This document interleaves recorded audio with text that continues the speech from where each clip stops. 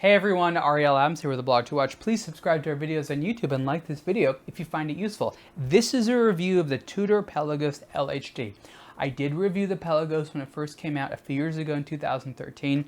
This is an updated version of the Pelagos, along with it being a special version, which is the Tudor Pelagos LHD. LHD stands for left-handed, and the implications of that are you have a slightly different coloration on the dial.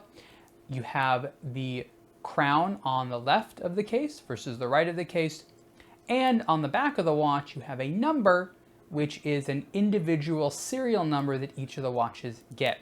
Does that mean it's a limited edition? No, it is not a limited edition. It is a numbered edition, which means that each watch which is made has its own unique number, ideally counting up as Tudor makes more watches. So let's first put the Pelagos into the perspective of modern dive watches. Tudor and Rolex are owned by the same foundation, controlled by the same foundation, which is the Hans Wilsdorf Foundation. A lot of people say that Tudor is owned by Rolex, and while there's a lot of truth to the semantics of that, when it comes down to it, they are both separate companies, but they share a lot of stuff. Tudor is the lower priced brand that today does a lot of experimental things, and what that means is different things, because Rolex is really all about preservation of the Rolex brand and its products. The Pelagos is the most modern dive watch that Tudor makes in materials and design. The Heritage Black Bay is probably the other Tudor dive watch that people think about. It is a more retro-inspired watch, the Black Bay. It's not as durable, it's not as much of a tool watch. The Pelagos is a fantastic tool watch, and if you like modern tool watches and you like well-known brands, then the Pelagos is probably on your list. Since 2013, Tudor has changed the Pelagos by including an in-house movement. It is the caliber MT 5612, I believe, and that has made the case slightly thicker, the watch just a few $100s more expensive, and of course you get the benefit of saying in-house movement. The movement has some upgrades over the ETA 2824, which was in the previous versions of the Pelagos. Some people like the old model a little bit more because it has less text on the dial. The case is slightly thinner, and they're obviously a little bit more affordably priced. For me, I think if you're going to go the Pelagos experience, you're probably going to want to get the one with in-house made movement, but the one with the 2824 is still a great watch, and they're still floating out there, and that's probably the collector's item if there's going to be a major one in the future. But Tudor really wanted the LHD to be a collector's item. Like I said, it is individually numbered, and for me, this is my favorite one. Out of all the Tudor watches made right now, the Pelagos LHD is my favorite. I'm a tool watch guy. I love dive watches. It's the perfect size for me. I love the sort of soberness to it. A very good comparison that a lot of people are going to make is the Pelagos versus the Submariner. In a lot of ways, they're cousin watches. They're both tool watches first, and if they're pretty afterwards, great. The Submariner is a little bit, I'll call it flashier, a little bit more classic looking, a little prettier. Obviously it's in steel. This watch is in titanium. It's a little bit smaller. It's 2 millimeters smaller and it's thinner. The Pelagos is, like I said, larger. It comes in a titanium case. It's a little bit more masculine looking and sort of, well, they're both masculine looking. It's matte. There's no polished surfaces. So there's that. It has a little bit more of a strong, aggressive vibe to it, which is especially typified by these very angular, blocky hour indicators and hands. This is pulled directly from Tudor's history. This is called the snowflake hour hand, and these blocky hour markers are also historic from, I think, the 70s, maybe even before that. And it really is kind of their take on the Submariner dial, which is obviously a little bit more rounded and polished. The dial is really excellent, and what you'll find is that it's legible because of fantastic lume as well as proportions, but also because of just sort of how it's designed together. You'll learn to love it. It has the date. Some people like that, some people don't. I prefer the date, but I don't need it all the time. There is a fair amount of text on the dial, and you have the red Pelagos logo there, or the name in red. That's a little bit of a throwback to some of the more rare Rolex and Tudor models of the past. It's fine. It adds a little dash of color there. My favorite thing when it comes to red, actually, is kind of a funny thing where you see the date right there? This is kind of a cool thing. And I don't know how long the Pelagos has been like this, but you change the date. Now it's red. Now it's black. Now it's red. Now it's black. Now it's red. So you can see that each date alternates between black and white color. Why does it do that? Just for fun. This is a surprisingly straightforward and serious watch that happens to have that little fun bit in there. I don't know why it has it in there. Maybe it's a throwback to something that I don't know about. It's cool though. It's fun. In terms of legibility, one of the things I really appreciate is the design of the dial and how you can read it at extreme angles without any type of aberration or distortion or anything like that. Flat, AR-coated sapphire crystal, and you can see here at extreme angles, you can still read the time very easily. The dial is constructed in such a way that doing that is very simple and a pleasure. So legibility is really, really fantastic. Unidirectional rotating dive bezel. I just want you to hear that sound because it sounds so nice.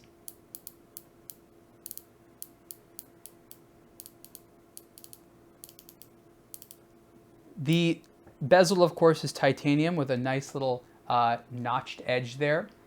The insert is ceramic. It's a matte ceramic. What I love here is the hour markers are lume. So you'll see some lume shots of this in the review. And this watch with the dial and the bezel all lit up in blue is just great.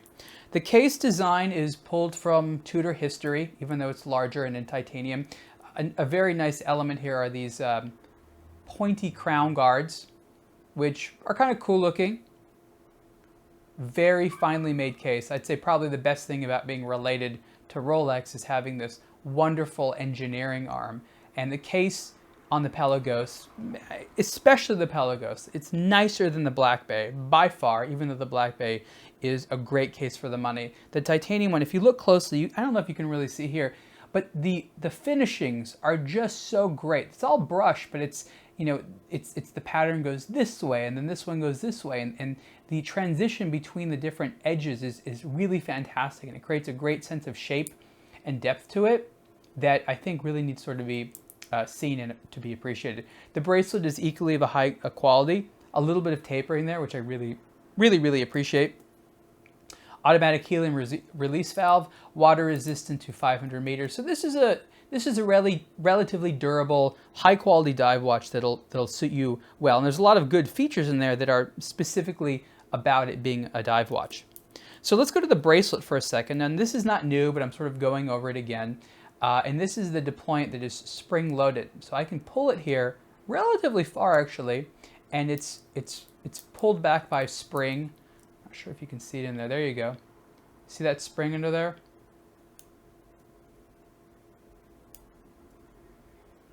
Now what that means is you wear the watch, and as your wrist expands, it just spring loads a little bit to expand it. And what you can do if you want is you have 3 other little settings here, which are 3 fixed settings. These are just fixed settings there that don't allow for it to stretch or anything like that if you prefer. I like this one because I think it's very cool. You also have a traditional diver's extension. And again, the bracelet is also all in titanium. Very nicely machined. I actually was wearing this watch for a while and didn't even know that it had this diver's extension there because it's very easy to miss. And if you don't want the bracelet at all, Tudor throws in a strap. That's pretty nice, a nice rubber strap that's very clever. Here's why I like it a lot. There's 3 parts. There is the standard rubber top with the buckle, and this part for just, I'm just gonna sort of show you what that looks like there.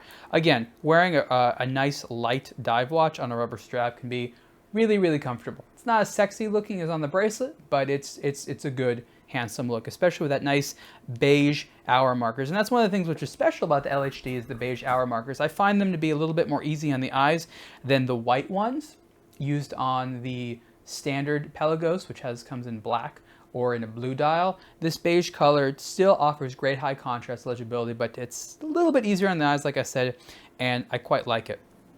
What Tudor also includes is this, which is an extension. I actually had explained to some people what this was even for and how it works. Basically, what you do is you attach it to the existing strap, And again, the reason you would want an extension is because your wrist is going to get a little bit bigger if you're wearing a diving suit or a dry suit, you know, a wetsuit or a dry suit. Okay, so basically what you do is you would attach the watch here, and then this would make it really big to go over. And this part right here, which is not new, it's a little stretchy, that's your little extra give, just to make sure that the thing is worn nice and securely. Now this part right here, this squiggly part, which you'll see in a lot of like Seiko watches and things like that, it's for them, it's just on the strap like right here, which is great, but it's not really very sexy looking, and you don't really need it all the time. It does add comfort, but it's not like the sexiest looking thing. So I think it's actually quite nice that Tudor incorporated it just to the extension, but when you wear the watch, you don't have to do that. Can this part get lost? Sure, but I would rather have this than have the strap be too long all the time. Again, the strap is included with the watch, and you can swap it out whenever you want. Like I said, inside the watch is the in-house made Tudor caliber MT5612. It's a 4 Hertz movement with, I believe, 70 hours of power reserve. That's quite nice. That's almost 3 days. And it uses a silicone, oh, I made that too tight.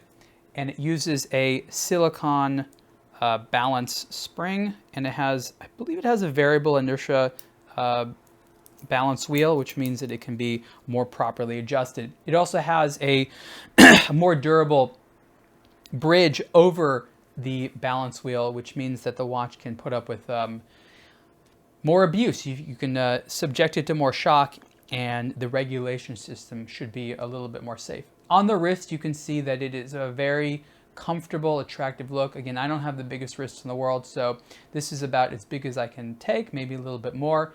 This is 42 millimeters wide, as you can see. A little tall off the wrist, but it's a diving watch. Nice clean look for the deployant clasp. Of course, you have all this stuff going on, but again, it is a dive watch and it has all these cool features, and it, you know, Tudor wants to remind you of that on a regular basis. One of the problems that I have with the watch, I wouldn't call it a problem because I overall don't really have any issues with this watch. I mean, it's a matter of taste if you like it.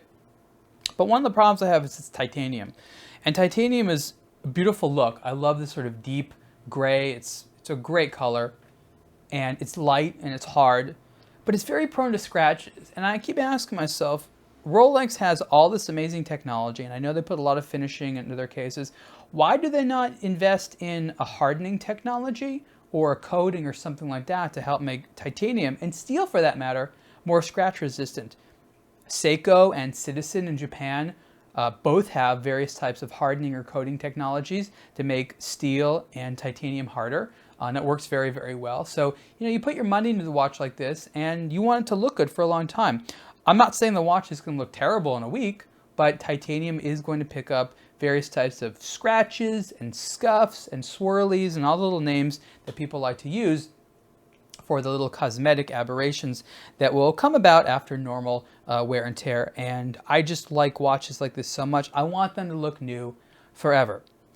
So the Tudor Pelagos LHD is I'll call it the collector's version of the Pelagos. It has a little bit more throwback to some traditional Tudor watches, if that matters. But it's really just about the design and the fact that it has a few less common elements, like the left-handed crown, like the individual numbering on the back, and of course the colors artificially limited, but these are colors you only find on the specific model.